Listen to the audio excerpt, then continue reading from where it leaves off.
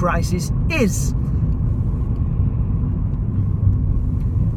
One of the things that we need to talk about are the English customs. So why was it, basically the question we're trying to do here is, why was it not clear who would end up being king by the end of 1066? And one of the reasons for that is because of the English customs about who would be the next king. So the English customs surrounding the succession.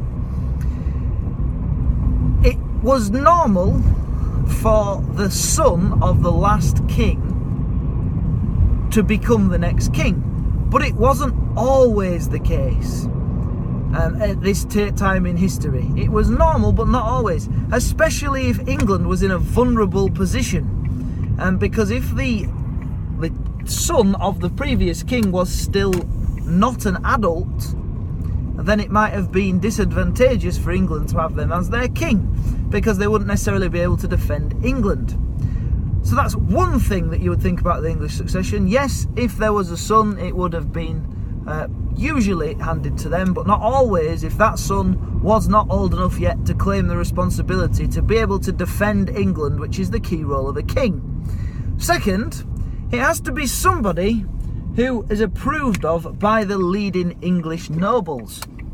Because if they're not approved by the English nobles, especially the earls, then the earls could overthrow them. There could be some sort of risk of civil war, if you like. And then finally, the Witan. Well, the Witan kind of is all the leading key people in the country. If you're going to be a top student, you want to stretch yourself, they would be called the leading magnates. Magnates, not magnets, they're not metal, they don't stick to things. Magnates is M-A-G-N-A-T-E-S. The leading magnates would meet in the Witan, they would choose who would be the next king. We know that's one of the key responsibilities of the Witan. So it's not quite as simple as the son of the king becomes the next king, even taking into account the fact that Edward doesn't actually have a son, which is another thing entirely. Well, I need to get out of this junction, so I'm going to stop talking because it takes a lot of concentration to do this. You can just watch me turning my head for a bit. You'll enjoy that.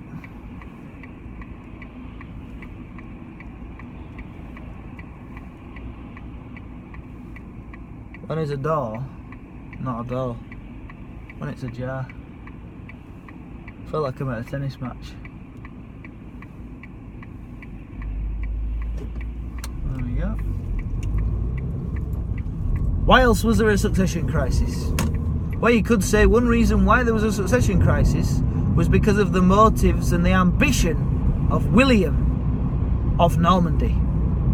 William felt that he deserved the crown of England. He claimed that he was promised the throne in 1051. In 1051, Edward had fallen out with the Godwin family, and the Godwin family had been forced out of the country.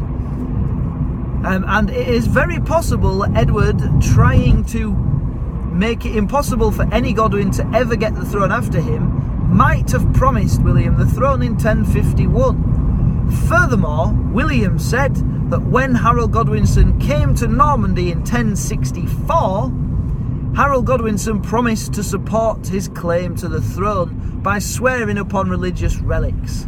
That's what it seemed to show in the Bayeux Tapestry. Norman made, of course, so how true it is, we're not entirely sure. A further point that might be in William's corner is that Edward is actually distantly related to William, because Edward's mother was a Norman called Emma of Normandy, but very, very distantly related. In the first 24 years of Edward's life, he lived, I think it was about 24, we could say 20 odd, because I'm not sure, I'm in the car, I can't look it up, but the first 20 odd years of Edward's life, apart from